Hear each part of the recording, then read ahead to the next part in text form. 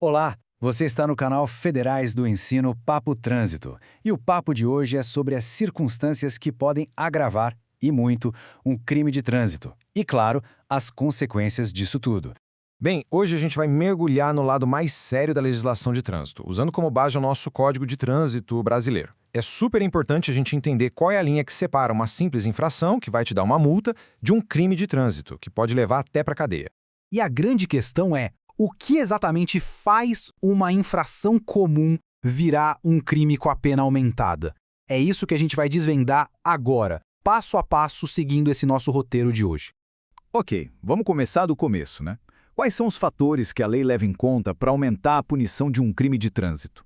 Para isso, a gente vai dar uma olhada no artigo 298.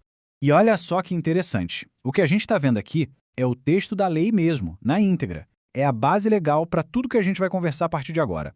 Então, o ponto central aqui é que essas situações não são meras infrações. Pensa só na diferença. Um acidente causado por um motorista profissional, de ônibus ou de carga, tem um peso legal muito maior. A mesma coisa para quem dirige sem carteira e acaba se envolvendo em alguma coisa. Em qualquer um desses casos, a pena fica bem mais pesada e a responsabilidade, vai lá para cima. Agora a gente vai passar para um aspecto bem particular e até um pouco comovente da lei, que é a possibilidade de um perdão vindo da própria justiça.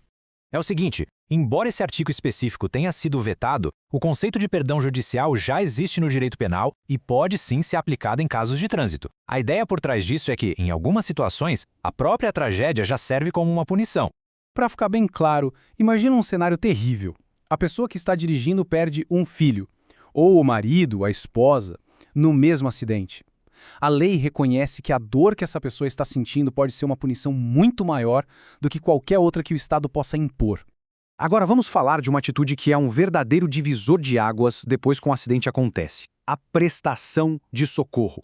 A maneira como a pessoa age nesses primeiros momentos pode mudar completamente o rumo do processo legal. E esse quadro aqui deixa tudo preto no branco, não é? Prestar socorro à vítima não é só um dever moral. É uma obrigação da lei que pode, inclusive, impedir a prisão em flagrante.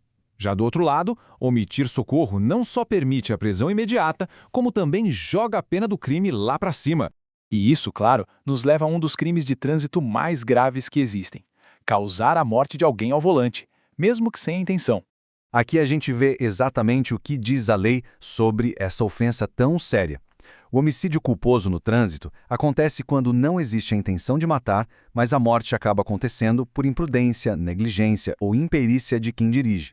Essa é a pena base de 2 a 4 anos de detenção. Mas atenção, essa pena pode ser aumentada de 1/3 até a metade se acontecer alguma daquelas agravantes que a gente já falou, como, por exemplo, a omissão de socorro. E para fechar, vamos entender quais são as consequências imediatas para a pessoa que estava dirigindo durante um crime de trânsito grave. Essa é a sequência normal dos fatos que um motorista enfrenta logo depois de um acidente com vítima. E perceba de novo, a decisão de prestar socorro é o que pode definir se vai ter prisão em flagrante ali na hora ou não. Esse comentário jurídico que a gente vê no código explica direitinho as regras para a fiança.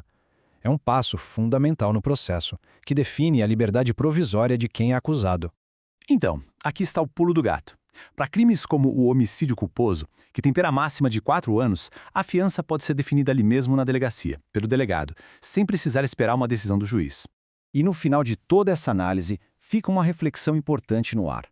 Conhecendo os agravantes, as penas, todos os procedimentos, será que o nosso conjunto de leis hoje é realmente eficaz para evitar tragédias e deixar o nosso trânsito mais seguro?